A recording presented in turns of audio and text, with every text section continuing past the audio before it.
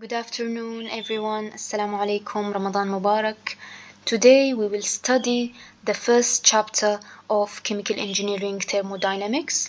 So we will gonna through the basics of thermodynamics and an introduction to thermodynamics. So we will begin with a question: what is thermodynamics?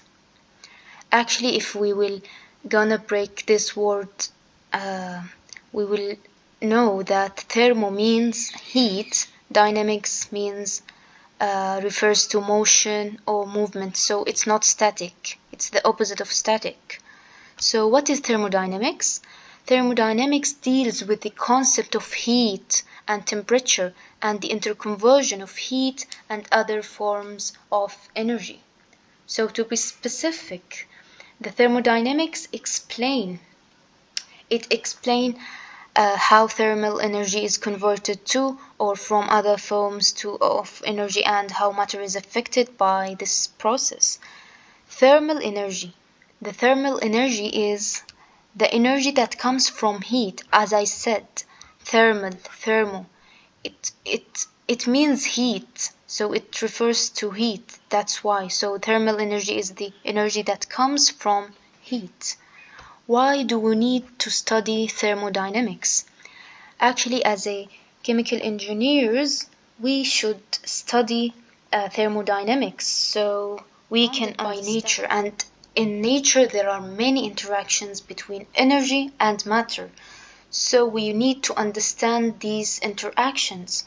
Knowledge of thermodynamics is required to design any device involving the interchange between the heat and work or the conversion of material to produce heat combustion. Thermodynamics applies to system in equilibrium.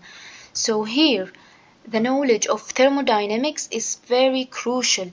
As a chemical engineers, we will gonna design products or devices, so we need to know about thermodynamics and their properties and etc. Thermodynamics applies to system in equilibrium. So what does that mean? This means that it deals with the systems at equilibrium because the laws and equations like energy conversion are easier to apply when the system is stable. So when the system is stable, it's easier to apply these thermodynamics concepts, etc. To applications of thermodynamics in human body. The body is naturally generating heat and rejecting it, so body continuously generated heat and rejected it, heart continuously pumping blood.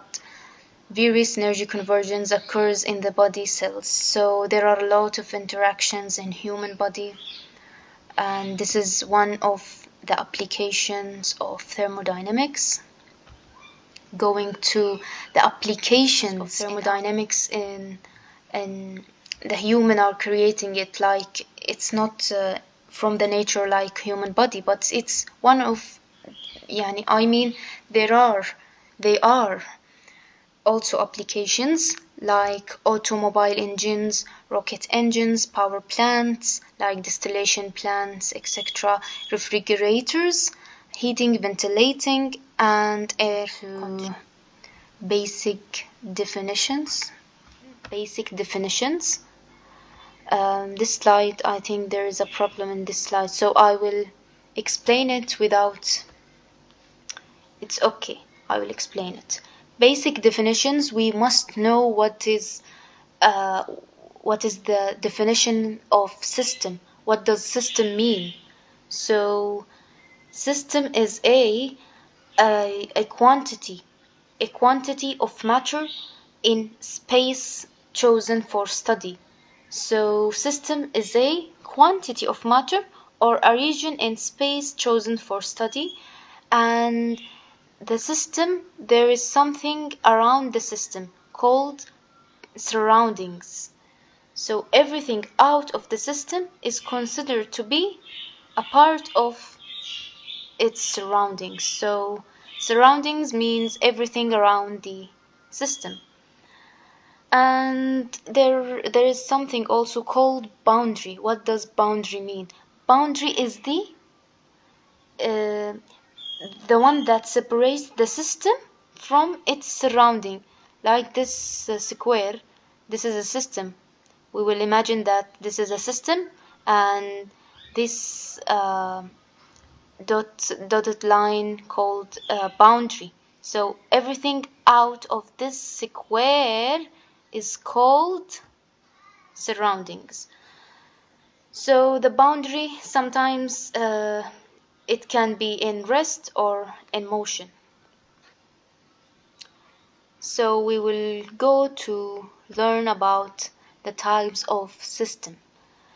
There are three types of thermodynamic system. The first one is open system, which is flow system, and the second one is closed system or non-flow system.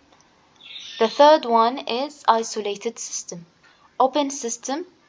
In open system, energy and mass transfer occurs across the system boundary. So there are transferring the energy is transferring, and also the mass is transferring from this system. And in closed system, both heat and work crosses the boundary of the system. However, the mass will not transfer. So in open system, there is a transfer of energy and mass, but in closed system, there is a transfer of heat and work, but the mass will not transfer. And going to the isolated system, in isolated system, the isolated system is not interacting with anything in anything around it. I mean, so it's not interacting with its surrounding. So everything will be constant. Everything will be inside the system. No mass will be transferred, no energy will be transferred, even heat or work will not be transferred out of this system, which is isolated system.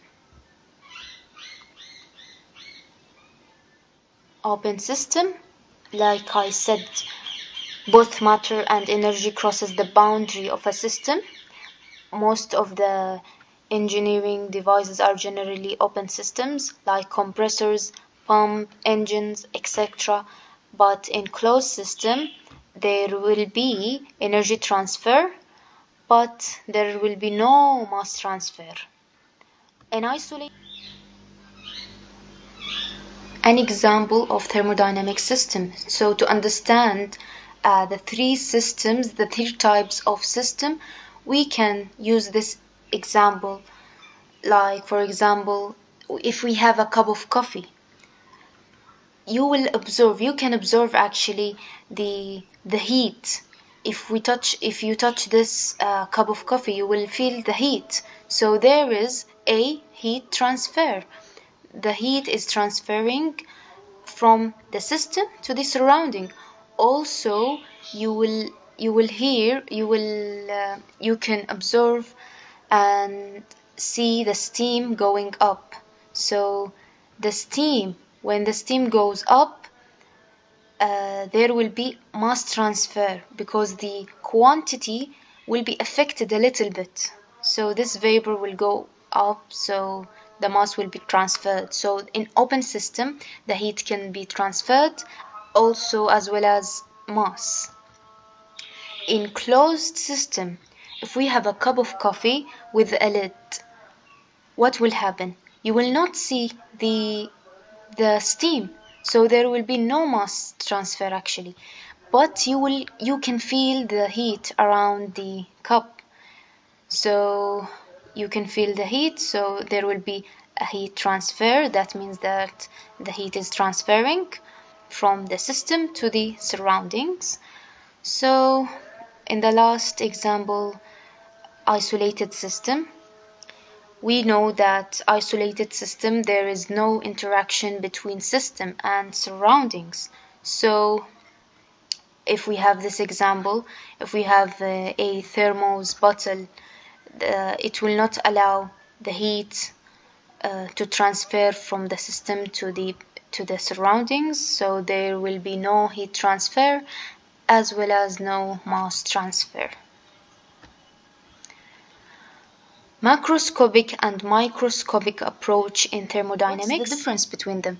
Macroscopic, they are not focusing on the molecular level, so they are just focusing on or concentrating on the overall behavior.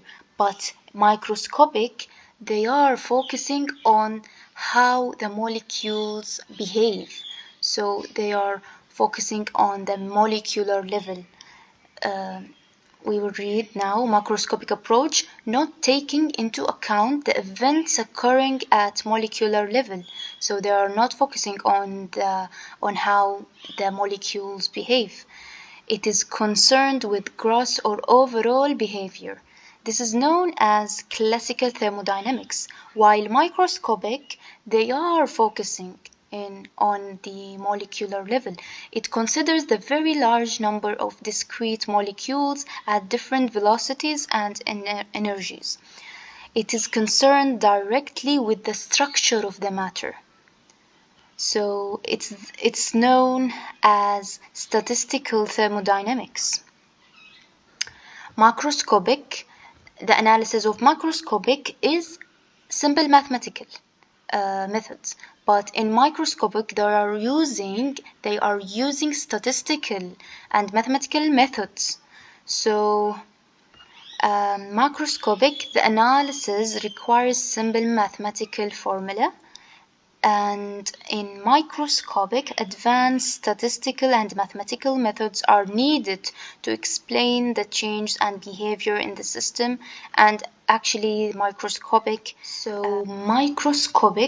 they are really useful in the research fields, so that's why they are using advanced statistical and mathematical methods, opposite of the macroscopic, which use simple mathematical formula. Macroscopic approach, average property values are measured for the system. The change in properties can be felt by our senses. So it's so simple, but here in microscopic, the properties which describe the molecule cannot be easily measured by instruments. The change in properties cannot be felt by our sense. They should calculate it. They should see for example, the molecules movement and how heat flows at the atomic level, etc. So macroscopic, few properties are needed to describe the system, but microscopic, large number of variables are needed to describe this system, so the approach is complicated, like I said. So also there are a lot of examples on macroscopic, like it is useful in engineering fields like engines, power plants, etc. But microscopic, they are useful in research fields like quantum mechanics, statistical physics, and also it's one of examples are nanotechnology. They are trying to understand in nanotechnology how heat flows at the atomic level. Property, state, and process. What does property mean? Property means feature or characteristic. So property is the distinguishing characteristics of a system by which its physical condition may be described. It's a measurable characteristic of the system. We have a lot of properties like volume, mass, pressure. So property, there are two types of properties. Intensive properties and extensive properties. Intensive properties, from the word itself, intensive, it begins with I, so it's independent on the mass. So intensive properties are independent of the amount of mass or the size of the system, like pressure, temperature, volume, specific volume, density. But extensive properties, they are not depending on the mass. So extensive properties varies with the size or mass of the system, like mass, volume, internal energy. And you should focus that you should know that one of the examples are specific volume in intensive properties, but in extensive properties, one of the examples are volume. So don't be confused. Intensive properties example for it like pressure, temperature, density, specific volume. But extensive properties examples are mass, volume, and internal energy. Internal energy. Okay.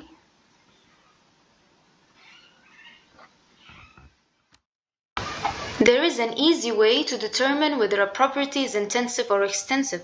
If we take a parameter and we try to divide this parameter into two equal parts, or if we try to divide it by a number or by a partition, then if truly this parameter divided, so it's called extensive properties. But if we couldn't divide this property by a number, so it's said to be intensive. For example, if we have a cup of water, so we want to take this cup of water and pour it into two equal amount on two glasses. So if we want to measure the temperature of each glass, we will know that. So the temperature of the glass number 1 equals to the temperature of glass number 2. So this property is called to be intensive property, which is temperature, pressure, density. Even if we take an example of density, if we have a density of this cup of water and there is another cup of water, but different in mass. So they have the same density. 1 gallon of water have the same density of 1 liter of water. So temperature, pressure, density are intensive properties, while extensive properties are mass, volume, and internal energy. So an easy way to determine whether a property is intensive or extensive is to divide the system into two equal parts with an imaginary partition as shown above. So we could divide the mass, also the volume, temperature, pressure, density we couldn't because they are intensive properties. Each part will have the same value of intensive properties as the original system, but half of the value of the extensive property. I think there is a problem in this slide, but anyway, I will explain it. State. What does state mean? State means a condition or configuration. So a state of the system is a condition of existence of the system at that particular instant, and state involves two types. We have two types of state, which is steady state and non-steady state.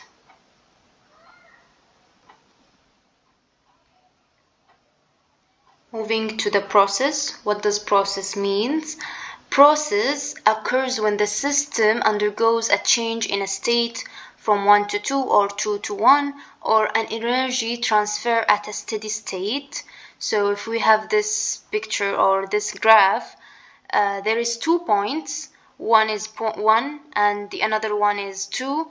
1 is initial state and 2 is final state if we begin with 1. So there is a line between them. This line called path. So from 1 to 2, this is the process. There is 2 points and there is a line between them. The line is called path and these points called states. So a process refers to the change of a system from one equilibrium state to another. A process is depicted by a path, as I said. Moving to non-flow process. Non-flow process will have a fixed mass. So if we have a cup of water, for example, so this is non-flow. This non-flow process, and we will bring a lid and we will cover this glass of water because we want it to be a closed system. So the energy will not be transferred, but the mass, the mass will not be transferred, but the energy will be transferred. So the non-flow process will have a fixed mass because it will not move. It will be in a fixed position. So that's why it will have a fixed mass. It's non-flow. It's not flowing. That's why it has a fixed mass. So it's also defined boundary of a closed systems. Also, it has change of state. So in a non-flow process, the system undergoes a change of state. Pressure, the volume, the pressure, the temperature while maintaining constant mass within the system. As we said before, the closed system, it will have a transfer of energy, but the mass will not be transferred like open system. So that's it for non-flow process. And the flow process, the mass will be entering and leaving that process. So the system is typically in continuous interaction with its surroundings. That's why it's a flow process. And definitely the boundary of the flow process will have an open system. There will be a mass transfer, energy transfer, etc. So the mass is entering and leaving. Steady flow process, constant total mass of the system. Steady flow process. In many flow processes, the total mass within the system remains constant, but mass continuously flow through it. So there are a lot of examples for flow process and non-flow process. Thermodynamic equilibrium. An equilibrium state is one in which the properties of the system do not change with time. Equilibrium means a state of balance. So when it's balanced, when it's in equilibrium state, the intensive variables will not be changed with time. So in many cases, an equilibrium state has intensive variables which are uniform throughout the system. Uniform means same. So thermodynamic equilibrium conditions assure that the properties of a system can be fixed. So it's constant in thermodynamic equilibrium, and there are types of thermodynamic equilibrium like thermal equilibrium, chemical equilibrium, as it's shown here. Thermal equilibrium, the temperature will be constant. In mechanical equilibrium, the pressure will be fixed. And in chemical equilibrium, the chemical compositions will be in constant state. A non-equilibrium state may contain intensive variables which vary in space and or time. Thermodynamic equilibrium, as I said, state of balance. A system in equilibrium experiences no change in its state when it's isolated from its surroundings, no imbalanced potentials existing within the system. There is mechanical equilibrium, thermal equilibrium, chemical equilibrium. Mechanical, the pressure will be constant. Thermal, the temperature will be constant. And chemical equilibrium, the composition will be constant. The chemical compositions will be constant. Mechanical equilibrium, no unbalanced forces acting on the system. Thermal equilibrium, no temperature differences between the system and its surroundings. Chemical equilibrium, no chemical reaction will be happen in the system. Quasi-static or quasi-equilibrium process. We studied equilibrium process, which is a state of balance. So quasi, what does quasi mean? Quasi, it means it is close to be in equilibrium, but it's not in equilibrium, but it's almost equilibrium. So the initial and final states of process are its endpoints, as we explained before. This point called state, this point called state. If we begin with this point, it will be initial state, and if we begin with this point, it will be initial state, and if we end with this point, it will be final state. A quasi-static process is one that takes place so slowly that the system may be considered as passing through a succession of internal equilibrium states. If all the points in a thermodynamic process is under equilibrium, it is known as a quasi-static process. So if the points they are in under the equilibrium, they are known as quasi-static process. Its path may be graphically represented by a continuous line, this line called path. If it's non-quasi-static, only the endpoints can be shown as no idea on how the process changed. This is the figure and the graphs representing the quasi-static or quasi-equilibrium process. Here we will know the concept of reversible and irreversible processes.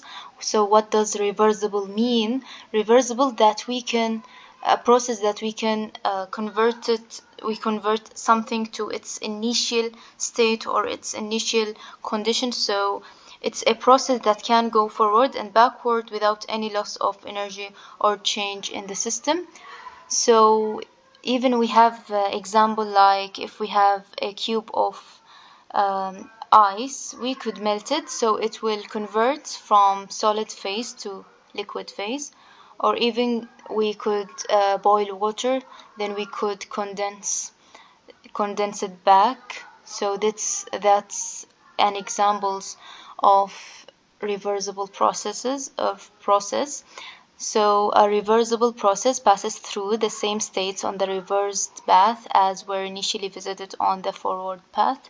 This process, when undone, will leave no history of events in the surroundings.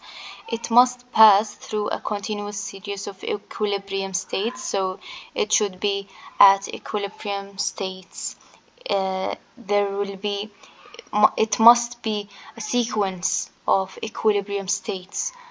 And irreversible process, it's a system when the system passes through a sequence of non-equilibrium states. So this is an example for irreversible process. If we want to cook this egg, we cannot convert it back to its initial state. And this is a graph showing reversible process and irreversible. Here reversible, we could go from 1 to 2 or from 2 to 1, and here irreversible, we go from 3 to 4, and we cannot go back to 4 to 3. So it's a reversible process. Going to the next slide. Thermodynamic process types. There are 4 types: isobaric, isophoric, isochoric process, adiabatic, and isothermal. Isobaric, it has this alphabet B. We could remember that isobaric, the pressure will be constant, and isochoric, the volume will be constant, and in adiabatic there is no heat transfer will be.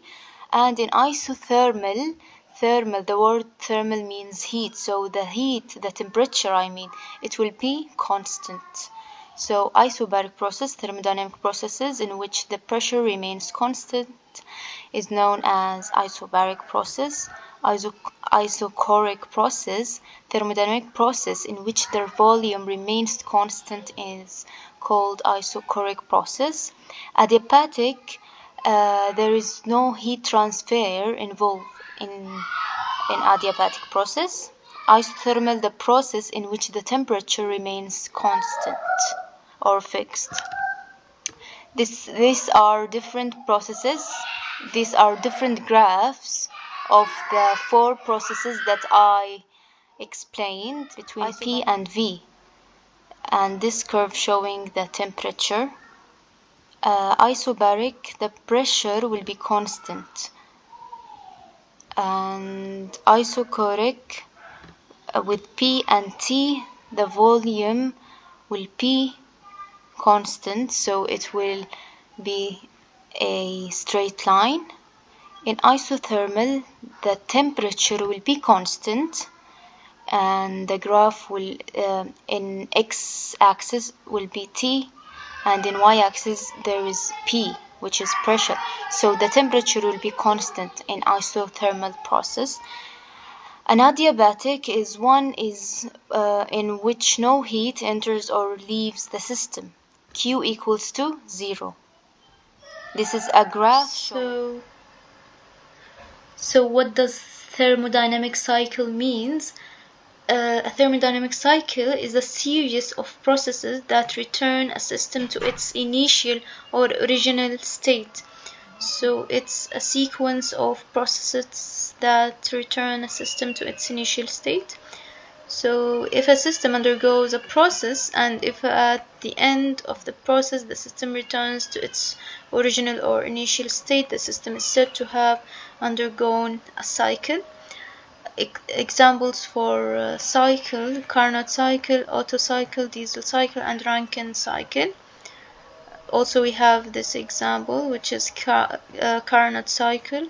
It goes from isothermal expansion to adiabatic expansion, then isothermal compression, after that adiabatic compression, and it will repeat itself, going to point function and path function.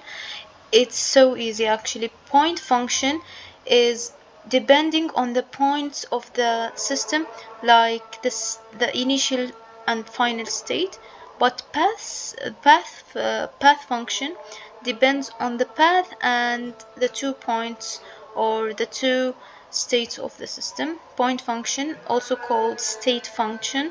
A point function or state function is simply one that depends only on the start and end point, initial and final state of the system, and not the path. They depend on the state only and not on how a system reached that state, like pressure, volume, temperature. Path functions depending on the path followed by a system during a process, in addition to the initial and final states. So it depends on how a system reached that state. For example, heat and work are examples of path function because their values depend on the path taken to establish them. Even if we want to do a work, we have to do a process. That's why work is considered as an example of path function. Zeroth law of thermodynamics. We studied this law in physics too, actually. So the zeroth law of thermodynamics states that if two objects are in thermal equilibrium with a third object, they are also in thermal equilibrium with each other.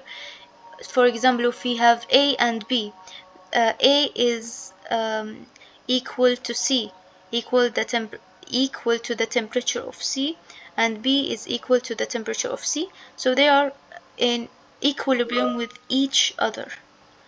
So that's it. The difference between temperature and heat. Temperature indicates how hot or cold is an object, but heat is a transfer of energy. So temperature is a measure of energy, while heat is the transfer of energy. Also, temperature is a measure of the average kinetic energy of the particles in a substance. So it indicates how hot or cold is the object. Like I said, temperature is physical quantity that expresses hot and cold. It is the manifestation of thermal energy present in all matter, shouldn't be confused with heat. Temperature is the average kinetic energy of the vibrating molecules of a substance. So the more we increase the temperature, the more kinetic energy. So the temperature is measured with a thermometer. Common scales are Celsius, Fahrenheit, and Kelvin.